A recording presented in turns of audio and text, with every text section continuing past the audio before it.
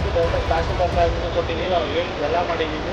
ಆದರೂ ಯಾವುದೇ ರೀತಿಯಾದ ಒಂದು ಕರೆಕ್ಟಾಗಿ ಸ್ಪಂದನೆ ಸಿಗ್ತಾ ಇಲ್ಲ ನಮಗೆ. ಎಲ್ಲ ಜಮೀನು ವ್ಯವಹಾರಗಳು ಸುಮಾರು ಒಂದು 12-13 ಕೇಸಸ್. ಈ ಕೇಸುಗಳಲ್ಲಿ ತಹಸೀಲ್ದಾರ್ ಅವರು ಒಂದೊಂದು ಡೇಟಾ ಕೊಟ್ಬಿಟ್ಟಿದ್ರೆ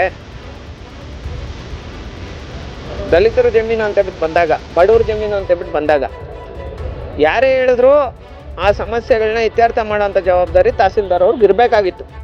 15 ದಿನದಲ್ಲೇ ನಮ್ಮೆಲ್ಲ ಬೇಡಿಕೆಗಳನ್ನ ಈಡೇರಿಕೆ ಮಾಡಿದ್ರೆ ಓಕೆ, ಇಲ್ಲಾಂದರೆ ಇದೇ ಕಾಂಪೌಂಡಲ್ಲಿ ಒಂದೇ ಒಂದು ಚೂರು ಕೂಡ ಜಾಗ ಇರಲ್ಲ, ಅಷ್ಟು ಜನ ಬಂದು ಸೇರ್ಕೊತಾರೆ. ಅದು ಮಾಡೋವಂಥ ಕೆಲಸ, ನಾವು ಹೋರಾಟ ಮಾಡೋಂಥ ಕೆಲಸ ನಾವು ಮಾಡೇ ಮಾಡ್ತೀವಿ.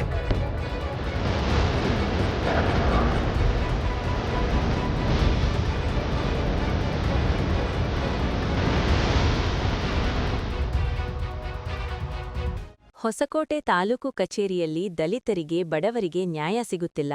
ಬದಲಾಗಿ ಹಣವಂತರಿಗೆ, ಬಲಾಢ್ಯರಿಗೆ ಹಾಗೂ ಶಾಸಕ ಬೆಂಬಲಿಗರಿಗೆ ರಾಜಾರೋಷವಾಗಿ ನ್ಯಾಯ ಸಿಗುತ್ತಿದೆ ಎಂದು ಅಂಬೇಡ್ಕರ್ ಸೇವಾ ಸಮಿತಿ ರಾಜ್ಯಾಧ್ಯಕ್ಷ ಸಂದೇಶ್ ಆರೋಪ ಮಾಡಿದ್ದಾರೆ. ಹೊಸಕೋಟೆ ತಾಲೂಕು ಕಚೇರಿ ಆವರಣದಲ್ಲಿ ತಹಶೀಲ್ದಾರ್ ರವರ ವಿರುದ್ಧವಾಗಿ ಹಮ್ಮಿಕೊಂಡಿದ್ದ ಪ್ರತಿಭಟನೆಯಲ್ಲಿ ಮಾತನಾಡಿದ ಅವರು, ತಾಲೂಕಿನಾದ್ಯಂತ ದಲಿತರಿಗೆ ಸಂಬಂಧಪಟ್ಟಂತಹ ಸರ್ಕಾರ ಗುಟ್ಟಹಳ್ಳಿ, ಅರೇಹಳ್ಳಿ, ದೊಡ್ಡರಾಮನಹಳ್ಳಿ, ಅತ್ತಿಬೆಲೆ, ತಿರುಮಲಶೆಟ್ಟಿಹಳ್ಳಿ ಸೇರಿದಂತೆ ಸುಮಾರು 12ರಿಂದ 14 ಜಮೀನು ಪ್ರಕರಣಗಳಿದ್ದು ಇವು ಇತ್ಯರ್ಥವಾಗಿಲ್ಲ. ತಾಲೂಕು ತಹಶೀಲ್ದಾರ್ ರವರು ದಿನಾಂಕ ನಿಗದಿಪಡಿಸಿ ದಾಖಲೆಗಳನ್ನು ಪರಿಶೀಲಿಸಿದ್ದರೆ ಸರ್ಕಾರಿ ಜಮೀನುಗಳು ರೈತರಿಗೆ ದೊರೆಯುತ್ತಿದ್ದವು. ಆದರೆ ತಹಶೀಲ್ದಾರ್ ರವರು ದಲಿತರಿಗೆ ಅನ್ಯಾಯ ಮಾಡಿ ಹಣವಂತರಿಗೆ, ಬಲಾಢ್ಯರಿಗೆ ಸಹಕಾರ ನೀಡುತ್ತಿರುವಂತೆ ಎದ್ದು ಕಾಣುತ್ತಿದ್ದು, ಶಾಸಕ ಬೆಂಬಲಿಗರ ಮಾತುಗಳನ್ನು ಕೇಳಿ ದಲಿತರಿಗೆ ಅನ್ಯಾಯ ಮಾಡುತ್ತಿದ್ದಾರೆ.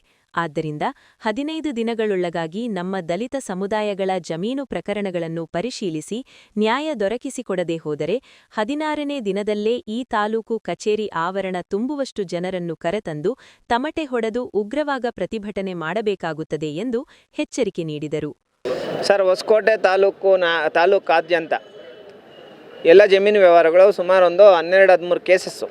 ಈ ಕೇಸುಗಳಲ್ಲಿ ತಹಸೀಲ್ದಾರ್ ಅವರು ಒಂದೊಂದು ಡೇಟಾ ಕೊಟ್ಬಿಟ್ಟಿದ್ದರೆ ಆ ರೈತರಿಗೆ ಸರ್ಕಾರಿ ಜಮೀನು ಉಳಿತಾ ಇತ್ತು. ಏನೋ ಒಂದು ನಿವೇಶನಗಳಿಗೆ ಸಂಬಂಧಪಟ್ಟಂಗೆ, ಇನ್ನೊಂದು ಸ್ಮಶಾನಗಳಿಗೆ ಸಂಬಂಧಪಟ್ಟಂಗೆ, ಇನ್ನೊಂದು ಜಮೀನುಗಳು ಮಂಜೂರಾಗೋದಕ್ಕೆ ಸಂಬಂಧಪಟ್ಟಂಗೆ ಇಂಥದ್ದೆಲ್ಲ ಸಮಸ್ಯೆಗಳನ್ನ ಸುಮಾರು ಒಂದು 16 ಸಮಸ್ಯೆಗಳನ್ನ ನಮ್ಮ ತಿರುಮಲಶೆಟ್ಟಹಳ್ಳಿ ಆಗ್ಬೋದು, ಮತ್ತು ನಮ್ಮ ಅರಳ್ಳಿ ಆಗ್ಬೋದು, ಮತ್ತು ಅತ್ತಿಬೆಲೆ ಆಗ್ಬೋದು, ಮತ್ತು ವಿಶ್ವನಾಥಪುರ ಆಗ್ಬೋದು, ಸರ್ಕಾರಿ ಗುಟ್ಟಹಳ್ಳಿ ಆಗ್ಬೋದು, ಸುಮಾರು ನಮ್ಮದು ಸಿಟಿ ಗೊಳ್ಳಹಳ್ಳಿ ಗ್ರಾಮ ಸ್ಮಶಾನದ್ದಾಗ್ಬೋದು, ಇಂಥ ಸುಮಾರು ಕೇಸುಗಳಲ್ಲಿ ಒಂದೊಂದು ಡೇಟ್ ಹಾಕಿ ಒಂದೊಂದು ಇದು ಮಾಡಿ ಅಂತೇಳ್ಬಿಟ್ಟು ಅಂದಾಗ, ನೋಡಿ ಸರ್, ನಾವು ಸುಮ್ಮನೆ ಹೇಳೋದು ನಮಗೆಲ್ಲ ಅದೆಲ್ಲ ಇಷ್ಟ ಆಗಲ್ಲ. ಬಟ್ಟು ಶಾಸಕರ ವಿಚಾರ ಅಂತೇಳ್ಬಿಟ್ಟು ಬಂದಾಗ ಅವರು ಅಧಿಕಾರಿಗಳಿಗೆ ಡೈರೆಕ್ಷನ್ಸ್ ಮಾಡಲ್ಲ ಅನ್ನೋ ನಂಬಿಕೆ ನಮಗೈತಿ. ಆದರೆ ಶಾಸಕರ ಜೊತೆ ಇರೋಂಥವ್ರು ಈ ಕೆಲಸ ಮಾಡಬೇಡ್ರಿ, MLA ಹೇಳಿದ್ದಾರೆ, ಅಂಥ ಕೆಲಸ ಮಾಡಬೇಡ್ರಿ ಶಾಸಕರು ಹೇಳಿದ್ದಾರೆ, ನೀವು ಅದಕ್ಕೆ ಸರ್ವೆ ಡೇಟ್ ಕೊಡಬೇಡ್ರಿ ಶಾಸಕರು ಹೇಳಿದ್ದಾರೆ ಅಂತೇಳ್ಬಿಟ್ಟು ಅಧಿಕಾರಿಗಳನ್ನ ಮಿಸ್ಗೈಡ್ ಮಾಡ್ತಾ ಇರೋಂಥದ್ದು ಒಂದಷ್ಟು ಗಮನಕ್ಕೆ ಬಂದೈತಿ. ಯಾರೇ ಆಗ್ಬೋದು, ಏನೇ ಆಗ್ಬೋದು ಸರ್, ನಾವು ದಲಿತರ ಜಮೀನು ಅಂತೇಳ್ಬಿಟ್ಟು ಬಂದಾಗ, ಬಡವ್ರ ಜಮೀನು ಅಂತೇಳ್ಬಿಟ್ಟು ಬಂದಾಗ ಯಾರೇ ಹೇಳಿದ್ರು ಆ ಸಮಸ್ಯೆಗಳನ್ನ ಇತ್ಯರ್ಥ ಮಾಡೋಂಥ ಜವಾಬ್ದಾರಿ ತಹಸೀಲ್ದಾರ್ ಅವ್ರಿಗೆ ಇರಬೇಕಾಗಿತ್ತು. ಆದರೆ ಸುಮಾರು 6 ತಿಂಗಳಿಂದ ಕಷ್ಟಪಡ್ತಾ ಇದ್ರು ರೈತರ ಸಮಸ್ಯೆಗಳು ಇತ್ಯರ್ಥ ಆಗಿಲ್ಲ. ಈಗ ತಿರುಮಲಶೆಟ್ಟಹಳ್ಳಿ ಗ್ರಾಮದ್ದು ಹೈಕೋರ್ಟ್ ಸ್ಟೇ ಇದೆ ಅಂತೇಳ್ಬಿಟ್ಟು ಹೇಳ್ತಾರೆ. ಆದರೆ ಎಲ್ಲ ನಮ್ಮ ವಕೀಲರಿಂದ ಹಿಡ್ಕೊಂಡು ಪ್ರತಿಯೊಬ್ಬರು ಎಲ್ಲ ಚೆಕ್ ಮಾಡಿ ನೋಡಿದ್ರೆ ಯಾವುದೇ ಸ್ಟೇ ಇಲ್ಲ. ಆದರೆ ಏಕೆ ಕಾಲೋನಿನ ಇಲ್ಲಿ ತನಕ ಬಿಡಿಸಿಲ್ಲ. ಯಾಕಂದರೆ ಏಕೆಗಳಿದ್ದಾರೆ ಅಂತ ಹೇಳ್ಬಿಟ್ಟು ದಲಿತರಿದ್ದಾರೆ ಅಂತನಾ? ನಿನ್ನೆ ಹೋಗಿ ಹೋರಾಟ ಮಾಡ್ತಾಯಿದ್ದೀವಿ ಅಂತ ಗೊತ್ತಾದ ಮೇಲೆ ನಿನ್ನೆ ಡೇಟ್ ಕೊಟ್ಟಿದ್ದಾರೆ. ಅದಕ್ಕೆ ಮೊದಲು ಯಾರೋ ಶಾಸಕರ ಕಡೆಯವ್ರು ಹೇಳಿದ್ದಾರೆ, ಹಂಗಾಗಿ ನಾವು ಮಾಡಲ್ಲ ಅಂತ ಹೇಳ್ತಾರೆ. ಹೇಳಲ್ಲೇನಪ್ಪ ತಹಸೀಲ್ದಾರ್ ಅವರು? ನೇರವಾಗಿ ಹಿಂಗೆ ಹೇಳ್ತಾರೆ. ನಾವು ಯಾರನ್ನ ಕೇಳೋದು ಅಲ್ಲವಾ? ಈಗ ಹತ್ರ ಇದ್ದು ಅಧಿಕಾರಿಗಳೇ ಮಾಡಬೇಕಾಗಿರೋಂಥ ಕೆಲಸ ಇದು. ಅವ್ರು ಕೇಳಿದ್ರೆ ಇಲ್ಲ ಶಾಸಕರು ಹೇಳಿದ್ದಾರೆ. ಯಾವ ಕೇಸಲ್ಲಿ ಹೇಳಿದ್ದವ್ರು? ಇನ್ನೊಂದು ಕೇಸು ಯಾರು ಹೇಳಿದ್ದು? ಅದನ್ನ ತಹಶೀಲ್ದಾರ್ ಹೇಳಿದ್ದು. ಸರ್ಕಾರಿ ಗುಟ್ಟಹಳ್ಳಿ ಜಾಗ ಅದು.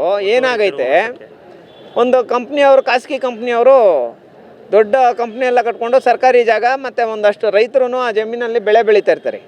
ರೈತರ ಜಮೀನುಗಳೆಲ್ಲ ಬಿಡಿಸ್ಬಿಟ್ಟವ್ರೆ, ಕಂಪ್ನಿ ಜಾಗ ಬಿಡಿಸಿಲ್ಲ. ಅದು ಸರ್ಕಾರಿ ಜಾಗದಲ್ಲೇ ಐತಿ. ಅರ್ಧ ಮಾಡಿಬಿಟ್ಟು ಊಟ ಮಾಡ್ಕೊಂಡು ಬರ್ತೀರಿ ಅಂತ ಹೇಳ್ಬಿಟ್ಟು ವಾಪಸ್ ಬಂದುಬಿಟ್ಟವ್ರು ಅಧಿಕಾರಿಗಳು. ಹೌದು, ಎಷ್ಟೇ ದೊಡ್ಡ ಕಂಪ್ನಿ, ಏನು ಕಂಪ್ನಿ ಹೆಸರದು? JR developers. ಅವನು ಎಷ್ಟೇ ದೊಡ್ಡವನಾಗಿರಲಿ ಬಿಡಿ, ಯಾಕೆ ಅದನ್ನ ತೆರವು ಮಾಡಿಸಿಲ್ಲ? ಅಲ್ಲಿಗೆ ಏನು ಒತ್ತಡ? ಇವ್ರು ಹೇಳೋಂಥದ್ದು ಶಾಸಕರು ಹೇಳಿದ್ದಾರೆ, ಅದಕ್ಕಾಗಿ ನಾವು ತೆರವು ಮಾಡಿಲ್ಲ ಅಂತ ಹೇಳೋಂಥದ್ದು.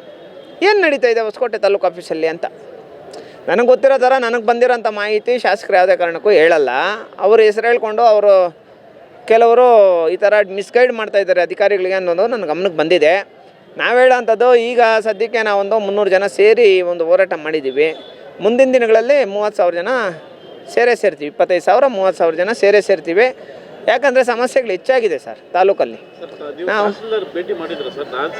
ನಾನೇ ಖುದ್ದು 3 ಸರಿ ಭೇಟಿ ಕೊಟ್ಟಿದ್ದೀನಿ. ನಮ್ಮ ಸಂಘಟನೆಯವರು ಡೈಲಿ ಹೋಗ್ತಾರೆ ಪಾಪ, 3 ದಿನ ನೆನ್ನೆನೂ ಡೈಲಿ ಹೋಗ್ತಾವ್ರು ನಮ್ಮ ಸಂಘಟನೆಯವರು. ಇಲ್ಲಿ ತನಕ ಅವ್ರಿಗೆ ನ್ಯಾಯ ಸಿಗುವಂಥ ಕೆಲಸ ಸಿಗಲಿಲ್ಲ. ಈಗ ಇನ್ನೊಂದು 15 ದಿನ ನಾವು ಟೈಮ್ ತೊಗೊಂಡಿದ್ದೀವಿ. 15 ದಿನ ಆದಮೇಲೆ ಸುಮಾರು ಒಂದು 20-25,000 ಜನ ಸೇರ್ತೀವಿ. ಅದೇ ಥರ ಆಗಿದೆ ಸರ್. ಈಗ ಯಾವ ಥರ ಅಂದರೆ ಈಗ ಒಂದು ಕಡೆ ನಾವು ಯೋಚನೆ ಮಾಡಿಕೊಂಡು ಇನ್ನೊಂದು ಕಡೆ ನಾವು ಒಂದಷ್ಟು ಅಭಿವೃದ್ಧಿ ಕೆಲಸಗಳು ನೋಡ್ತಾ ಇದ್ದಾಗ ಶಾಸಕರ ಹತ್ರ ಇದ್ದು ಜಮೀನುಗಳನ್ನ ಬಿಡಿಸೋವಂಥದ್ದು, ಮಂಜೂರು ಮಾಡೋವಂಥದ್ದು, ಸಾಗುವಳಿ ಚೀಟಿಗಳು ಕೊಡೋವಂಥದ್ದು ಮಾಡ್ತಾರೆ. ಇನ್ನೊಂದು ಕಡೆ ತೀರಾ ಬಡವರು ನೋಡಿ, ಈಗ ನಮ್ಮ ಅತ್ತಿಬೇಲೆ ಗ್ರಾಮದಲ್ಲಿ 2001-2ರಿಂದನೂ ಕೆಲಸ ಆಗಿಲ್ವೇ? ಅಲ್ಲಿಗೆ ನಾವು ಎಲ್ಲ ರಾಜಕಾರಣಿಗಳನ್ನೂ ವಿರೋಧ ಮಾಡಬೇಕಲ್ಲ. ಹಾಂ, 1-2ರಿಂದ ಆಗೈತೇನಪ್ಪ? 2001-2ರಿಂದ ಅತ್ತಿಬೇಲೆ ಗ್ರಾಮಸ್ಥರು ಎಲ್ಲಿದ್ದೀರಿ? ಒಬ್ಬರನ್ನು ವಿರೋಧ ಮಾಡೋದು ಇರಲಿ, ಬೇಡ. ಬಟ್ ಯಾರೇ ಆದರೂ ಜನಗಳ ಸಮಸ್ಯೆಗಳಿಗೆ ಏನಾದರೂ ಸ್ಪಂದಿಸಿಲ್ಲ ಅಂದಾಗ ಅವ್ರ ವಿರುದ್ಧ ಹೋರಾಟ ಮಾಡ್ತೀವಿ. 15 ದಿನದಲ್ಲಿ ನಮ್ಮೆಲ್ಲ ಬೇಡಿಕೆಗಳನ್ನ ಈಡೇರಿಕೆ ಮಾಡಿದ್ರೆ ಓಕೆ, ಇಲ್ಲಾಂದರೆ ಇದೇ ಕಾಂಪೌಂಡಲ್ಲಿ ಒಂದೇ ಒಂದು ಚೂರು ಕೂಡ ಜಾಗ ಇರಲ್ಲ, ಅಷ್ಟು ಜನ ಬಂದು ಸೇರ್ಕೊತಾರೆ. ಅದು ಮಾಡೋವಂಥ ಕೆಲಸ, ನಾವು ಹೋರಾಟ ಮಾಡೋವಂಥ ಕೆಲಸ ನಾವು ಮಾಡ್ತೀವಿ. ನಾವು ಶಾಸಕರ ಮನೆ ಮುಂದೆ ಶಾಸಕರ ವಿರುದ್ಧ ಹೋರಾಟ ಮಾಡೋಂಥದ್ದಲ್ಲ, ಆದರೆ ತಹಸೀಲ್ದಾರ್ ಅವ್ರ ವಿರುದ್ಧ ನಿರಂತರವಾಗಿ ಹೋರಾಟ ಮಾಡ್ತೀವಿ ಸರ್. Thank you.